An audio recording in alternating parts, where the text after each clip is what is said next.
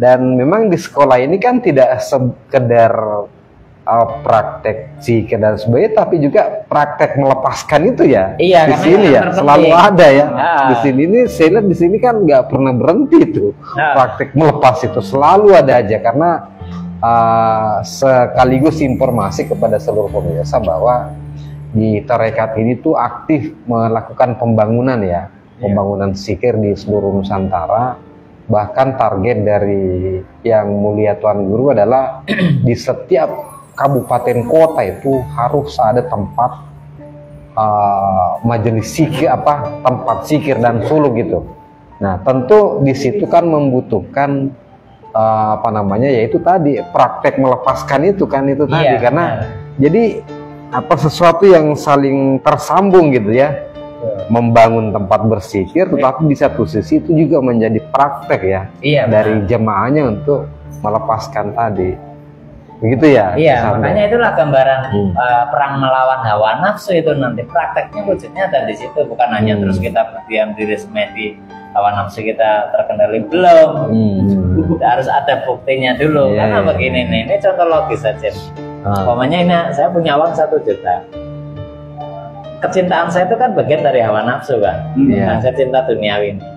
Otomatis ini kan berat sekali nih saya untuk melepaskan 1 juta ini. 1 juta ini mau saya sedekahkan lah. Untuk pembangunan tempat zikir nih. Nah, disinilah nanti perang diri kita itu diantaranya di sini.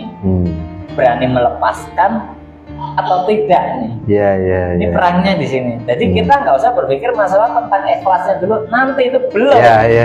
Belakangan itu ngikut gitu ya. Nggak praktek-praktek. Jadi makanya kalau belum bisa banyak, latihlah sedikit-sedikit. Tapi istiqomah. Istiqomah kuncinya. Jangan sampai begini. Sekarang ini sedekah ataupun ubudiyah nih. Nah, besok karena kebutuhan pribadi kita sedang banyak, kita itu enggak istiqomah namanya. Jadi namanya istiqomah. Jadi walau situasi apapun, mau situasi apapun gitu, kita akan terus gitu. Jadi ibaratnya begini, ini bukan Tuhan butuh harta, bukan, hanya saja menggambarkan bahwa ada jalan ke Tuhan, jalan ke ketuhanan, ada jalan ke hawa nafsu disebutnya. Jadi bahasanya kalau kita sederhanakan lagi, kepentingan dunia atau kepentingan akhirat, padahal sama-sama untuk diri kita itu. Kepentingan akhirat ya untuk diri kita, kalau kepentingan dunia ya hawa nafsu kita. Hanya kesenangan terus kan, padahal dunia ini kan banyak orang sebenarnya kan tahu katanya sementara kan gitu kan. Tapi nyatanya yang paling sering dikejar yang sementara ini. Padahal ketika sudah numpuk pun kita mati ya ditinggalkan. Nah, kenapa ini aneh ini malah yang dipertahankan, sementara yang pasti hakikatnya akhirat itu pasti dan sudah ada sebelum dunia ini. Karena dunia itu kan sifatnya baru, malah diabaikan.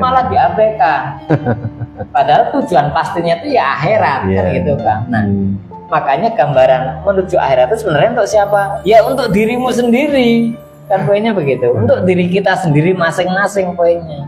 Makanya setiap individu harus berlatih di situnya gitu. Jadi poinnya, kok urusan Tuhan atau urusan tentang akhirat, atau kok urusan dirimu sendiri sebenarnya hawa nafsu kita. Gitu. Nah, perang kita adanya di situ.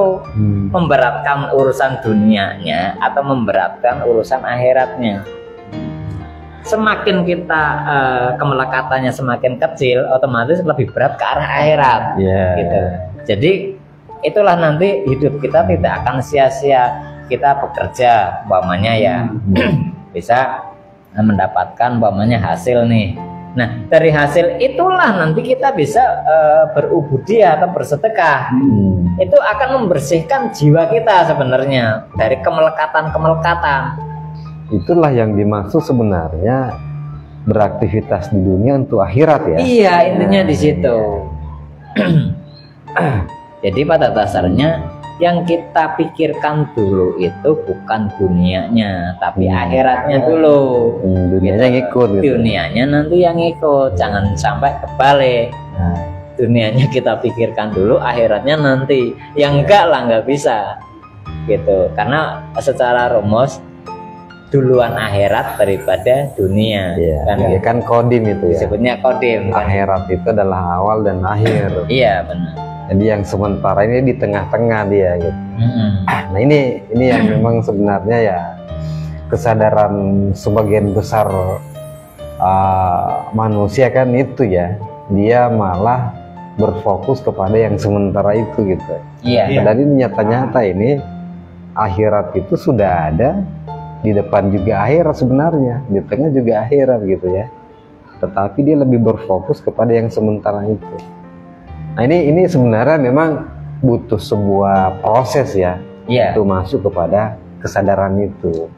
Jadi memang ini di sekolah ini pun ya itu sebenarnya salah satu hal yang dilatih ya, bagaimana kita dilatih untuk meningkatkan kesadaran kita. Makanya di sini ada yang disebut dengan proses mi'raj demi mi'raj ya, naik dimensi demi dimensi. Sebenarnya untuk membaca tadi kesadaran-kesadaran itu gitu.